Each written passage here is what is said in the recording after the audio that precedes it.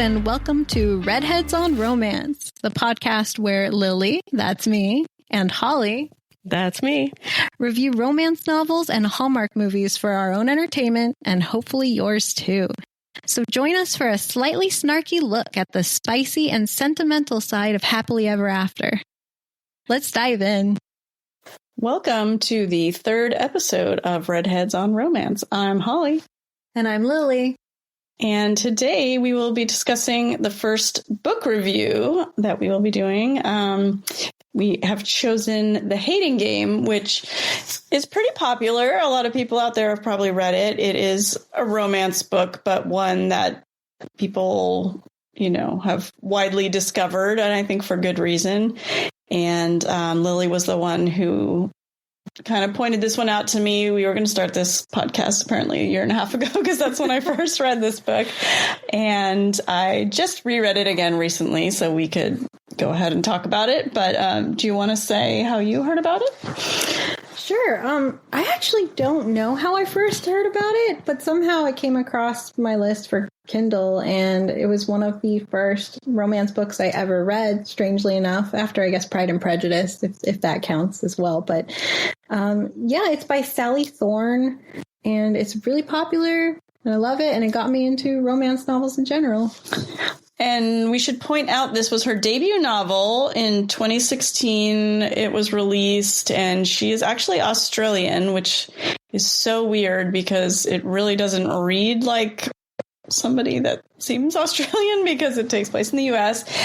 And I don't know. So it became very popular. It was made into a movie, which we will review the movie separately. But for her first book, it really just made a splash and was a big hit. But we did not read it in 2016. Well, maybe you did, but maybe I didn't read it till 2023 for the first time. So hopefully you will either know this book a little bit or want to read it yourself. I still recommend, of course, reading it for yourself because I think it's a really good book. Sure. So before we get into this, I'll first mention this is an office romance.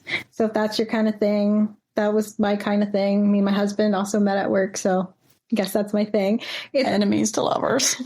And it's an enemies to lovers. So that's also one of my favorite tropes. If you're not familiar with the different love romance book tropes, enemies to lovers is what it sounds like. Two people who are kind of at odds that eventually fall in love.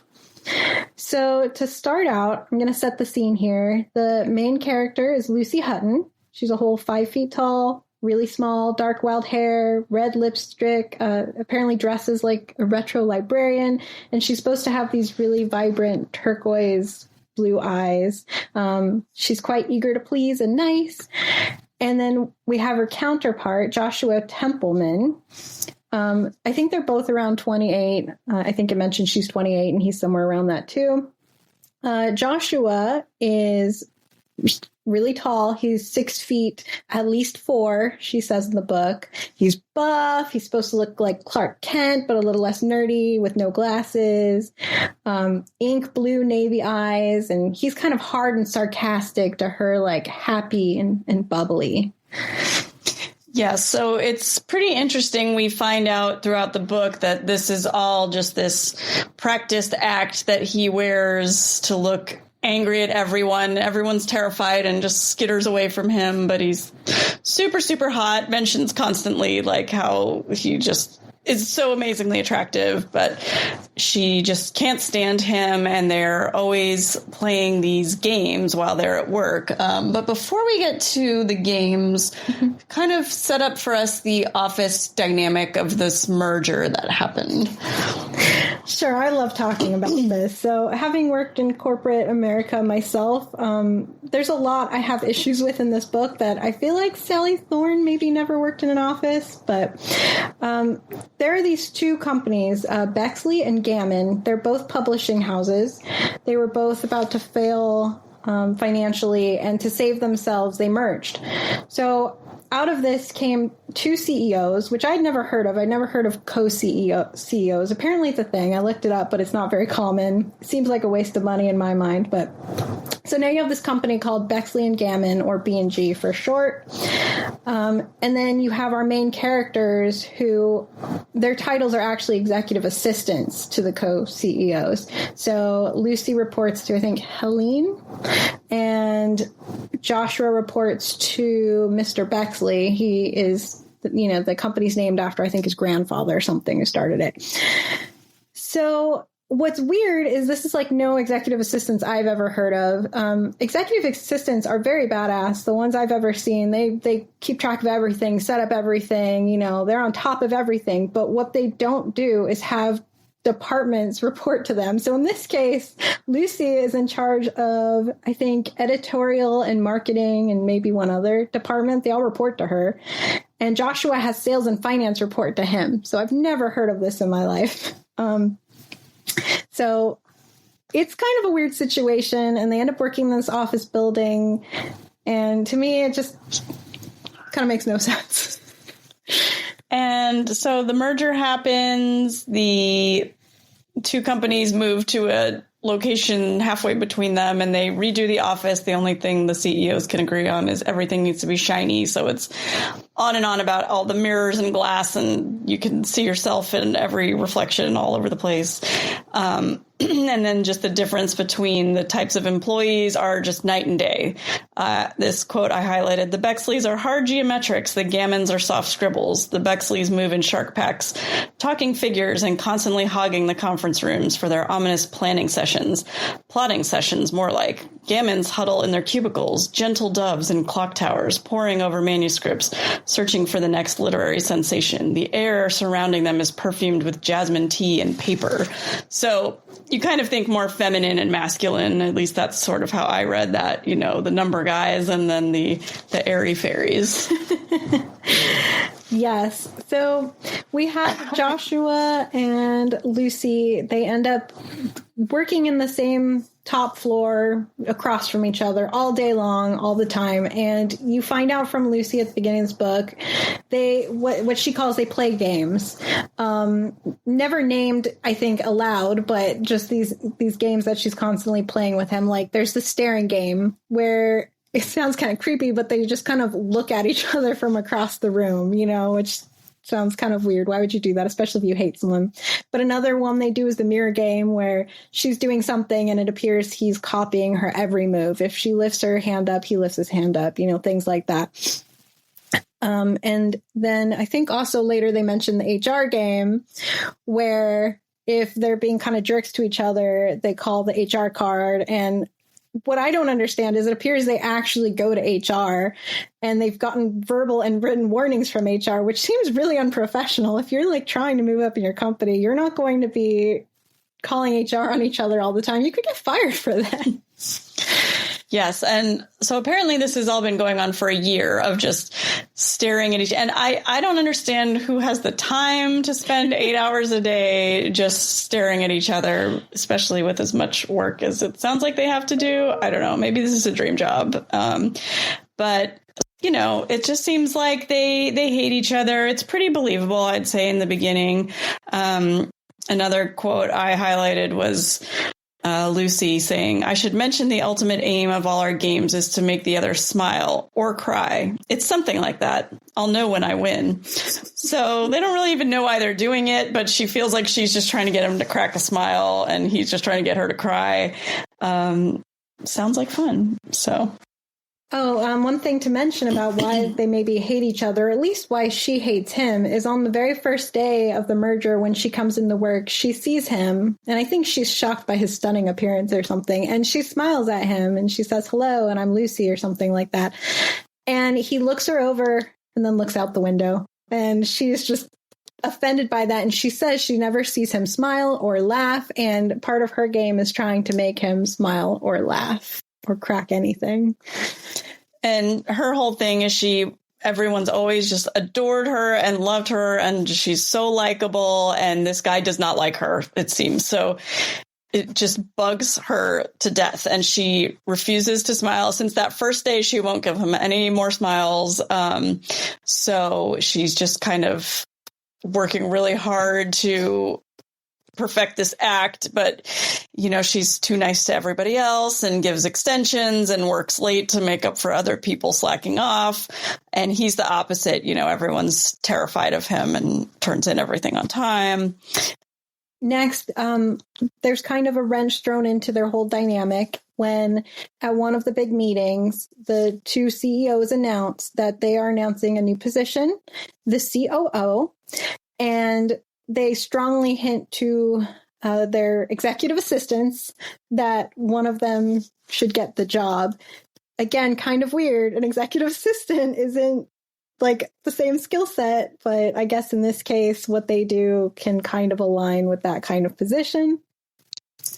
So they start kind of a competition between the two of them, and they kind of freak out that if one of them gets the job, they find out the other one will report to them. Right. And so she definitely does not want to report to him, but her boss, Helene, is sure she's got it in the bag. But she's not so sure. She thinks she has some good ideas for her interview. They have to do this big presentation. They have a couple weeks to pull it together, and an independent board will be making the decision, not the CEOs. So she's kind of freaking out. She basically makes sure, it might be a little bit later, but that he agrees he'll resign if she gets it. And she says she'll definitely resign. She doesn't want to stay in the company if he gets the position. So, yes. And here's where our story takes a little more of a turn, because in their little bickering about this position, before they decide that they're going to have to resign, he says something to her. Oh. And I apologize for my language on this previously family-friendly podcast, but he says, if I get the job, I'm going to work you so fucking hard. And then, of course, she has a dream about it that night. I would love to take it from here. So she has this dream. She kind of wakes up a little bit, but she's dreaming, and she just feels like Joshua is lying on top of her, and she loves it. And she's suddenly like, wow, why am I so interested in this wonderful feeling? And she starts to wake up and forces herself to kind of go back to her dream because she's enjoying it so much. And then, is that the day she comes in the black dress? Okay, so she decides she's going to wear this microscopic little black dress to work to drive him crazy, I guess. Because so inappropriate for going to the office, by the way, with fishnets. Oh, yes, with fishnets, a tiny little micro mini dress. I don't know. So anyway, she is obviously all flustered at work, and he's like, what's wrong? What's wrong? And so she's like, I had this dream, and he just keeps pressing her. What was it? He's obviously very interested because she's wearing this nothing outfit, and something's going on with her, and she's probably all flushed and, whatever. So she kind of gets forced into saying, but she changes it a little bit and says, oh, I was walking through a forest, and I was tangled up in a bed sheet, and a man was following me, or I was following a man, and he's just leaning forward, holding onto her every word, and he's just eating it up, and she kind of is loving how he's paying so much attention to everything and so into her story. And then she goes, and then he told me what his name was, and you wouldn't believe it. And she walks over to his desk she's like, I'll whisper it in your ear. Or no, she said, why don't you come over here and I'll tell you what it was? And she looks in all the mirrors and glass and realizes why he can't stand up from his desk. And she's like, it's okay, I'll come over there and tell you. And she's about to tell him. And then I think Bexley comes busting out of his office or something. Something interrupts it. I think he doesn't want to know necessarily because he's already kind of hot and bothered. But she does allude that it's a man from work. Yes. So, but she doesn't get to the point of saying the name. So also because she's all done up, he'd asked her if she has a hot date that night. And so she says, yeah, I do. And he doesn't seem to believe her. And he asks her, well, where is this date? And she mentions the sports bar across the street. And, he says, well, what time? And she says 7:00. And he's like, well, I'm going to go watch the game at that time. So she's like, crap. Like, he's on to my lie. So she decides she needs to go get a date and fast. And so she goes and approaches this guy, Danny, at work, who had been flirting with her earlier. Holly, do you want to describe Danny?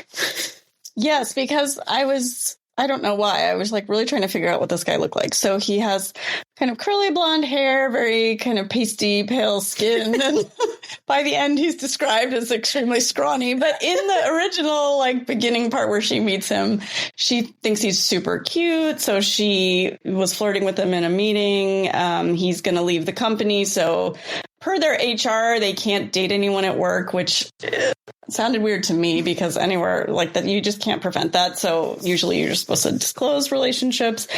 But since he's leaving, she's like, oh, I should, see what's going on with this guy. So she runs down to his desk, asks him out for 7:00 that night. Thankfully, he's able to go. And then I highlighted a quote on this just because I thought it was cute.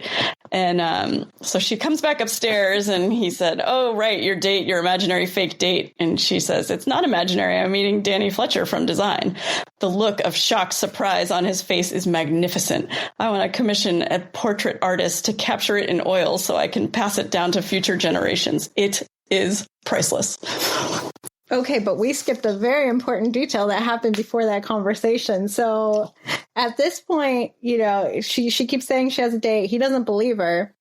And she gets ready to go at the end of the day for the date. She walks with Joshua out in the elevator, and he offers to give her a ride because her car's in the shop, I think. Is this where the elevator scene happens? Yes. Oh, okay. Yes. So for those not familiar with the book, as they get in the elevator, she's going down with Josh to the basement level, and all of a sudden he halts the elevator. He makes it stop, and this is where things get weird because in some ways this is a very, I think, spicy scene where he makes a move on her. But it's weird because Lucy's character kind of thinks that he's going to kill her at this point. She raises her hands up and he's going to strangle me with his big hands or something. But no, he leans in for a kiss.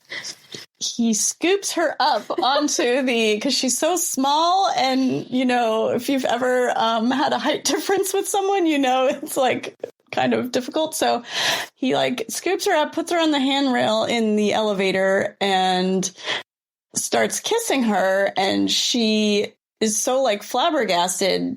So Lily was saying, she puts her hands in front of her face because she thinks she's getting attacked, which is very odd. But then he starts kissing her. So it's definitely he's initiating it. And once she realizes what's happening, then she starts getting into it. Yeah, she starts responding really well to it. And then his response is almost kind of a surprise, oh, she's into it. And which also is kind of weird because why would you move on to her not knowing for sure she would reciprocate there. But so they have this very passionate kiss for a few minutes, it seems. And then I think someone comes on over the speaker hey, everything okay in there? And they say, oh, bump the button. And they go down to his car and he's driving her to the sports bar. And then that's where he finds out she's going to meet Danny. And he's shocked because he thought she was making it up. Oh, okay. I thought that all happened before in the office. And that's why he was so jealous that he kissed her, because she seemed to he never, I guess, in a year had outwardly flirted with her until all of this, promotion thing and then her dream. And then it was sort of becoming a little more outward, which to me, I feel okay, they're young. Yeah. I remember being in my early 20s and having I shared an office with someone and we were hateful banter all the time. And nothing was ever going to happen because we were just so young and stupid. But looking back, it's yeah, that's pretty much what it was. So it looks so obvious to me reading this book. They just want each other. Just stop being so stupid. but that's the whole point of the book. So, okay. Yeah, no one's going to spend that much time looking at you or trying to get your attention unless they're interested. I mean, straight up. So, okay, so he's all upset that she's meeting Danny. And so she goes into the date with Danny after just having made out with Josh in the elevator, and it's all awkward. And Danny tells her she's beautiful. And she has this panic moment where she she almost can't believe it. She's so used to Josh giving her crap and teasing her that she can't believe it. Josh runs into her near the bathroom and is like, I think she forgot something in the car, maybe her jacket.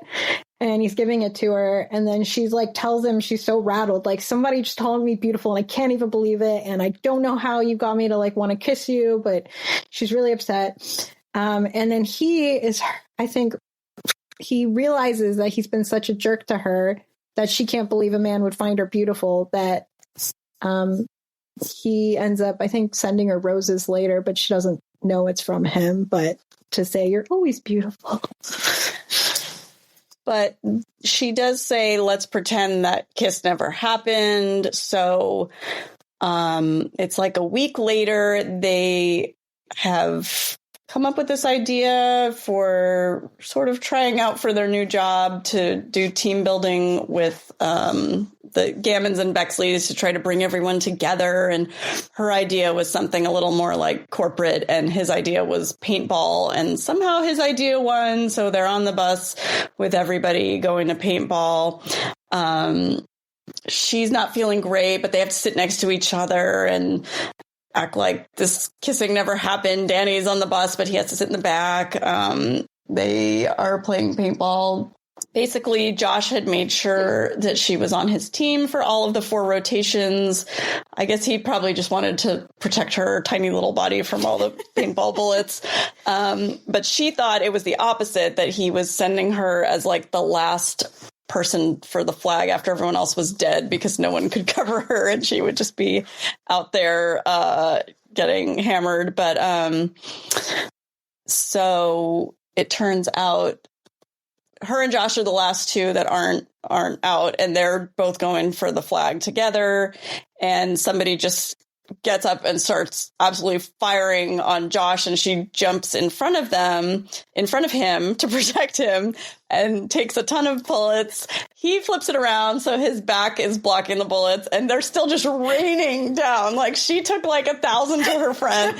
He's taking like 1,000,000 more to his back. This person just thinks they're like Rambo up there, just absolutely drilling them full of paintballs. And she says, in the privacy of my mind, I can imagine whatever I want, and they aren't progressive 21st century thoughts. They're depraved, brutal cavewoman thoughts.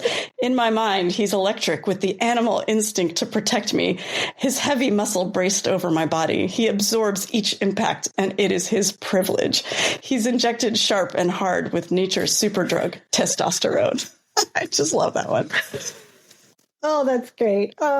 So yeah, again, you're only supposed to like shoot someone once in paintball, because once they're hit, they're out. Like, there was no need for this Rambo behavior. But anyway, they end up defending each other, and it's supposed to be kind of cute. But the thing is, she's like sick pretty much throughout this whole paintball thing. They finish the rounds, and she ends up starting to puke at the end, like a lot. And you know, Danny's concerned about her, but I think Josh basically shoos him away and somehow works out that he's going to take her home.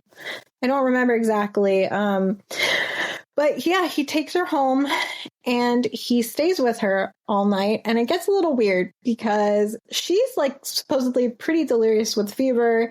At one point she wakes up and he's shoving medicine in her mouth, which I thought was pretty bold for multiple reasons. One, you don't even know what she's allergic to or not, but you know, okay, it's a story. I get it. So he's tending to her. And you just see this much more sensitive side to Josh. You see that he seems to really like her. And things get weird, like her fever, she talks about it, kind of breaks down her filter. She say, oh, you're like handsome to look at, or I don't know. She just says nice things to him. He says nice things to her. He like holds her. And then he at one point brings his brother, Patrick, who's a doctor, over to tend to her.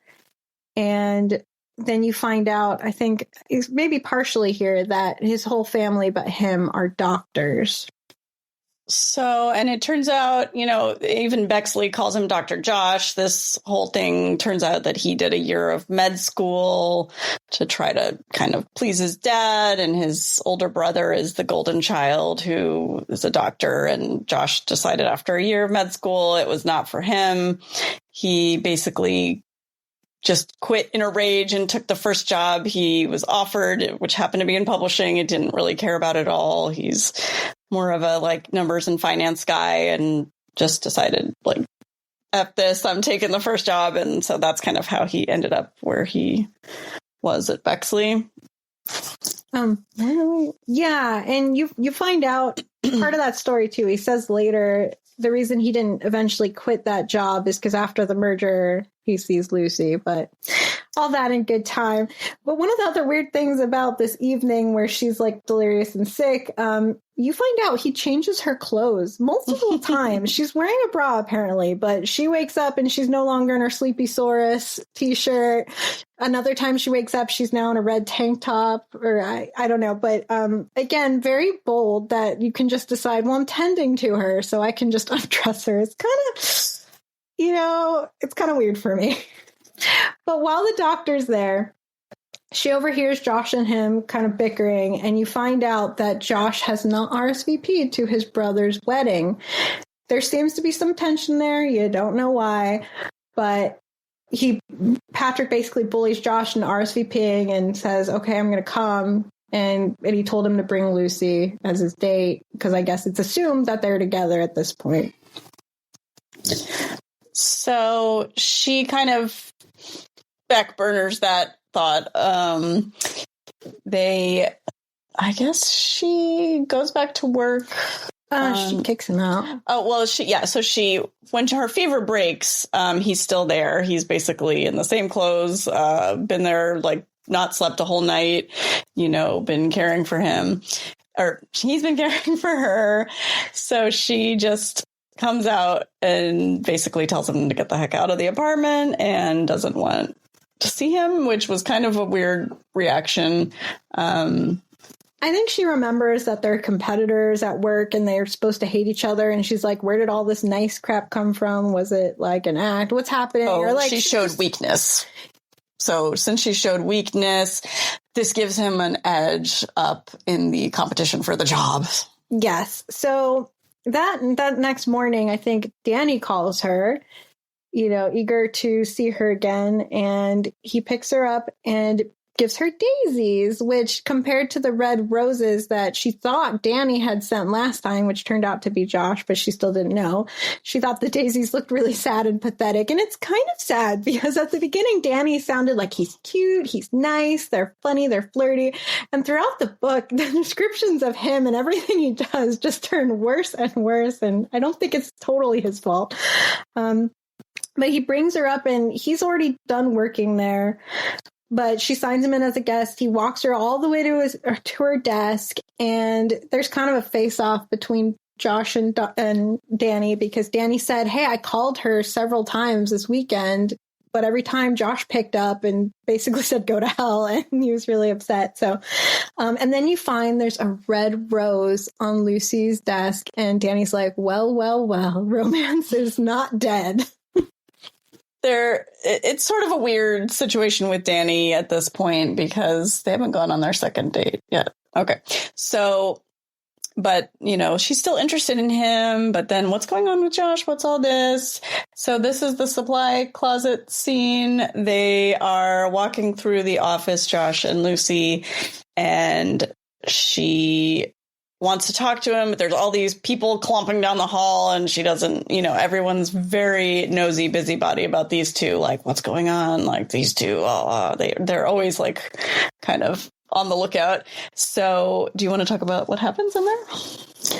Sure. So Lucy basically feels bad about kicking Josh out. She's like, well, he took good care of me. He cleaned my apartment. Like, that was kind of a jerk move to kick him out. And then he left me that red rose. Like, I need to talk to him about all this. So she gets him in this, like, supply closet or cleaning, I don't know, janitorial closet.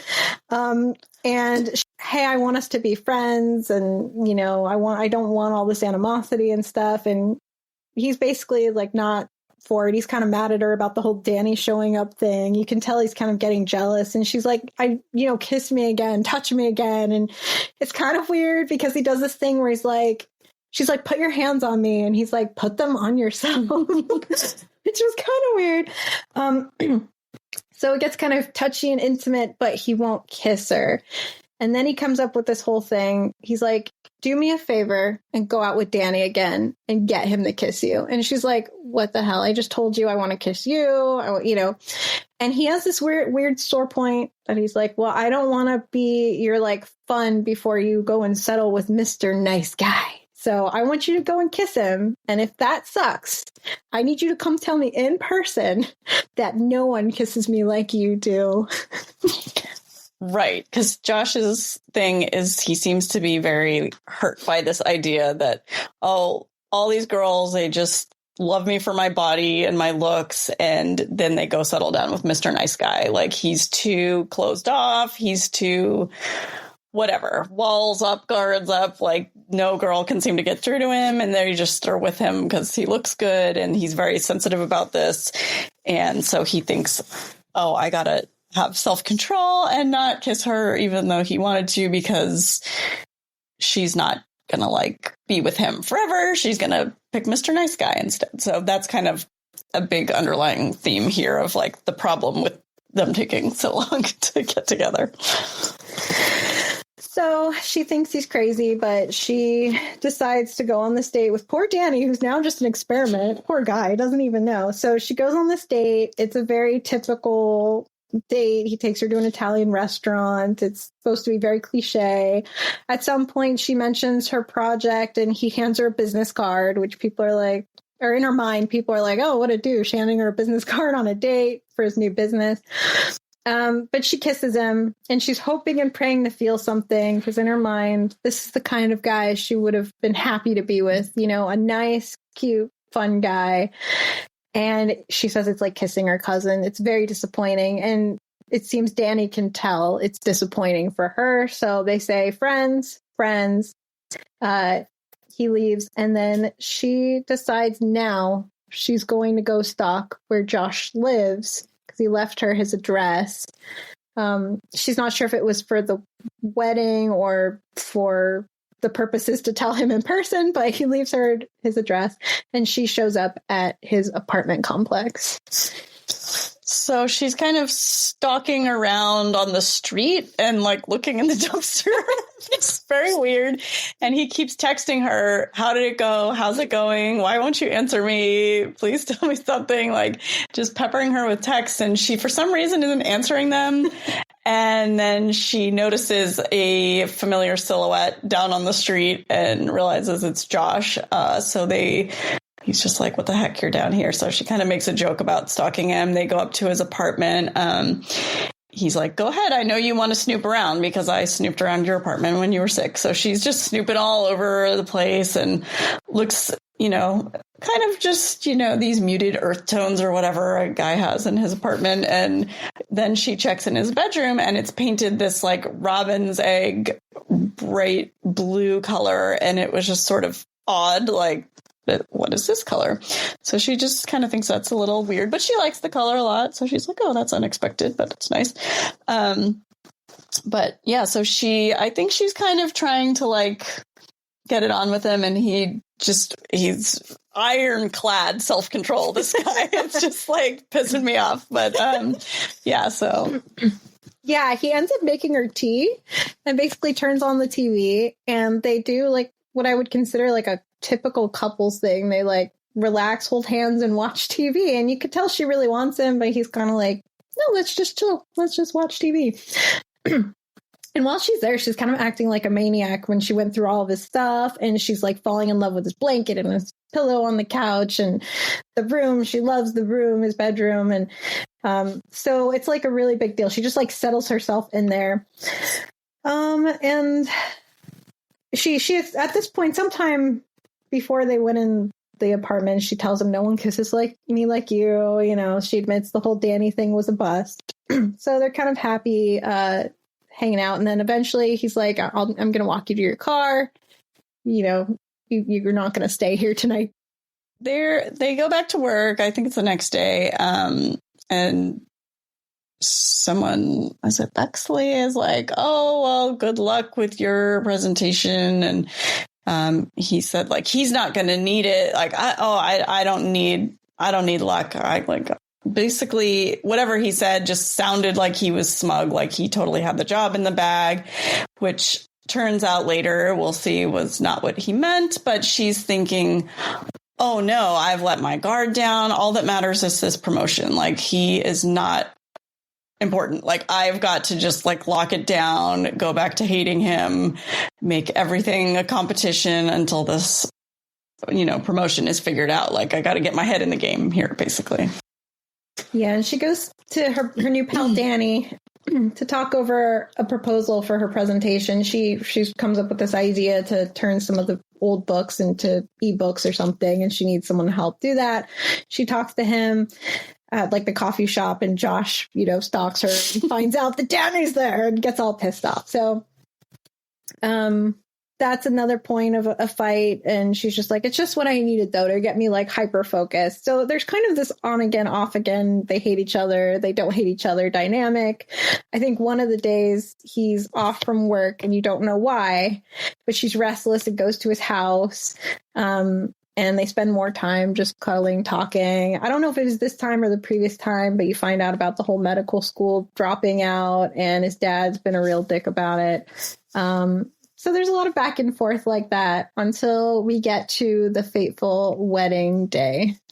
So she had felt so bad about how she treated him after being sick that, she said, I'll do anything. I'll be your slave, whatever you want. I'll clean your apartment. I'll go to the wedding with you, because she knew from the brother that he needed the date. And so she basically like forced her way in. But then when the day comes, it's Friday afternoon. They have to drive up right after work, stay overnight. The wedding, I think, is Saturday. And then the brunch the next day was on Sunday. So anyway, they've got to drive up Friday. She's totally panicking, wants to run away, finally her car is out of the shop for like the first time in the whole book, and wants to just jump in her car and drive off. And he senses, and she doesn't even want to get in the elevator. People will see us leaving together. He like grabs her coat, doesn't care, just like holds it under his arm, won't give it to her, gets in the elevator.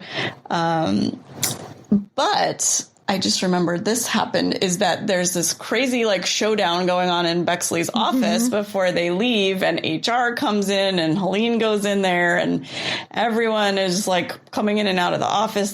Bexley's just yelling and nobody knows what's going on. Or Lucy doesn't know what's going on. So anyway, she's super embarrassed when they get on the elevator, and Helene kind of gives her a little like look and a wave, and she's like, she just saw us leaving together.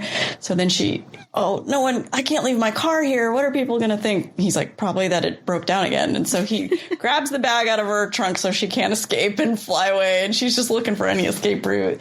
So finally he drives her there. They're supposed to have separate rooms when they check in. Of course, oldest trick in the book. Oh, there was only one room. We have to stay together. They check in. She's suddenly totally fine, trying to be all over him. He's into it, but then his mom calls and needs help setting out flower displays or something like that. Yeah, so another thing that I don't think we mentioned is this whole thing of them wanting to sleep together and whatnot. In her mind, she keeps telling herself things like, it's just sexual tension. I got to get it out, and then we could go back to our lives or whatnot. And she tells Josh, I think when she's freaking out one of the times, we're only going to sleep together once. It's going to be a one-time deal. And then after that, nothing again after that. So she's trying to sleep with him once they get the shared room. And he keeps kind of telling her to slow down a lot too. Like, she's all like grabby in his business, and he's just like, let's just take it a little slower. If I only get to do this once, I want to savor it, basically. But yes, the mom calls because there's a problem with the hotel, like with setting up for the wedding the next day. So Josh has to go help. And then she ends up falling asleep. And then it's the next morning of the wedding. So I think they like overslept for way too long. They wake up at 12 something and the wedding's at 2. I don't know, something crazy. Like, they slept way longer than they had slept in their entire adult lives. And so they're rushing and racing to get ready. Basically, like, zooming down there to get, and I highlighted a funny passage from this because Josh's look of intensity at all times is like terrifying to the hotel staff and everyone that sees him. And it says the organist is making some tentative practice chords, and it's probably Josh's expression that causes her to press several keys in a foghorn of fright. I don't know, something about that. I could just imagine this like old church lady going on the organ when he looked at her. So anyway, it's a beautiful wedding. Lucy's crying. He's like, oh, Josh says, are you imagining your wedding? And she's like, what? No, not at all. Like, it's a wedding. It's beautiful. It's romantic. And he's all confused, like, what? So. Yeah. And one thing Lucy notes is Patrick's bride, Mindy, when she walks down the aisle in this like bright pink gown, apparently really fluffy. She's like, wow, this woman's stunning. A tall blonde with dark brown eyes, like just this gorgeous woman. So throughout the reception and pictures and things, Josh is acting super boyfriendy. He's just like all over her, touching her, caressing her, kissing her. And she's like, okay, this is like different, but okay. But she sees something's up. Like people keep turning to look at them. Like, you know, people who know them in the crowd, people seem just like weirded out for some reason. And he's like, what's up? Tell me what's up. And he kind of just keeps brushing it off. It's like, don't worry about it. But at one point, Josh goes, I think, to the restroom briefly. Lucy and Mindy finally get to chat briefly at the wedding. And Mindy drops the bombshell that she used to date Josh. And not for like a minute, but like for a full year. And they just never really clicked, and he was like an Iceman, and you know, she can see that, you know, she finally melted the Iceman. Lucy finally melted the Iceman. So in typical Lucy fashion that happens throughout the book, she panics. There's a bouquet toss. She misses the bouquet even though it's thrown right at her, and she huffs off and she wants to scream at Josh. I think the mom comes out and talks to her, basically trying to convince her that Josh actually is into her. But at this point, Lucy's like, this was just an act. He couldn't go to the wedding by himself to his ex-girlfriend's wedding to his brother, Patrick. That would just be too awkward for everyone. Oh, okay. So he's trying to explain to her it is not about Mindy. It has nothing to do with Mindy. I don't care about her. I'm happy for her. Like this, it was completely just about my dad. And he made a weird toast at the wedding. The dad, like, that made it sound like he only had one son and he was so proud of his son and this and that. And just all things that kind of sounded like really slights to Josh. So, you know, it was kind of in his face and he just needed the moral support of being with Lucy. So I think she pretty much forgives him pretty fast at that point. Mm-hmm. So after that, they basically like run up to the room, rip each other's clothes off, but probably pretty slow because I feel like everything is like infuriatingly slow in this book. But this is the one love scene, I guess you could say, like that you've been waiting for the whole entire book. Do you want to add anything to that? Sure. So yeah, they finally start getting intimate. It does seem very like they're savoring the moment and everything's magical. And you know, of course she's insecure about her body, but he's just like worshiping her basically. And of course, in these romance novels, the man always goes to pleasure the woman first in a lot of various ways, as they do. So this definitely happens in the novel. And then, like, also in most romance books, I don't know what I can talk about here, but, you know, he finds her magical G-spot that no one else has ever found. Of course. And it's just a wonderful experience for the two of them. So, yeah, I mean, he said he had wanted this to be, like, over a weekend or a week where he could just, like, savor the experience, like, for days and days and days, because he knew it was going to be the only time he was ever going to get. And so it's the morning. They have some hanky-panky in the shower, which I guess you could count as like a second time. But I would say since it's only hand stuff, I'm not really counting that. So you may disagree. That's fine. And then they realize, okay, the 10 o'clock breakfast with just the family members. Josh is like, I am not going to that breakfast. We are leaving. And she's like, but I'm hungry. You know, girls, we're always hungry. We need our carbs in the morning. So she's like, no, we are going. And he's like, no, we're not going. And so, of course, she wins. They show up. Everything seems like kind of cool. And then she gets up for 5 seconds to go get a croissant or something. And here's yelling coming from the table. And it's his dad on his case. Yeah, basically his dad cannot behave himself and is giving Josh a lot of crap. He you know, like I think most people hearing executive assistant, while it's an impressive job, it's not leading a company or whatever. And the dad has very high standards.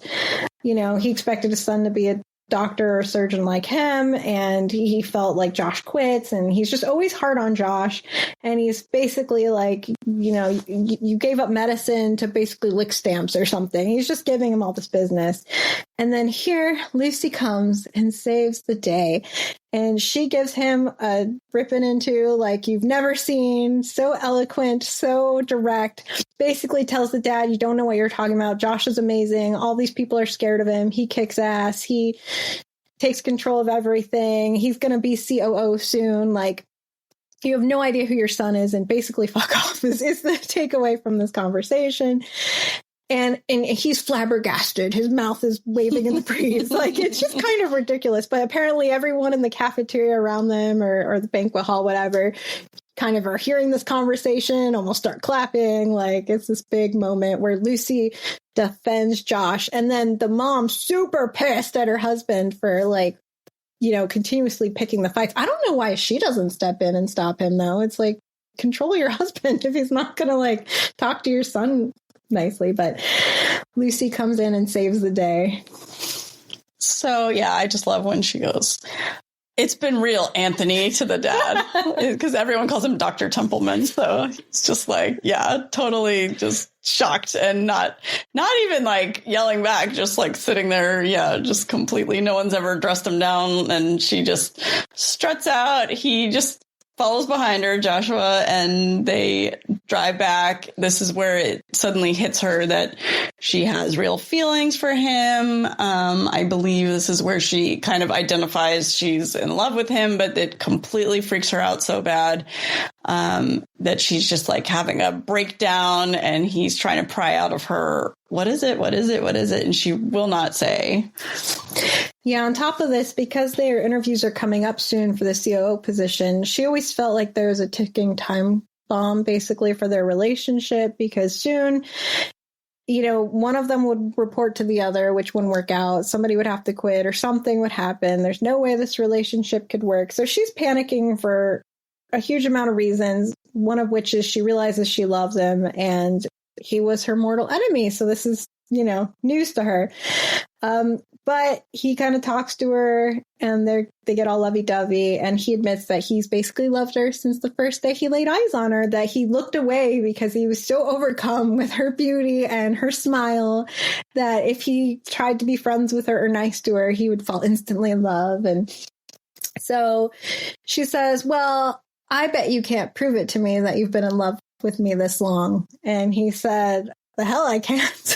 So it turns out that he has her look at the mirror in his room. That's, you know, his room's painted this robin's egg blue.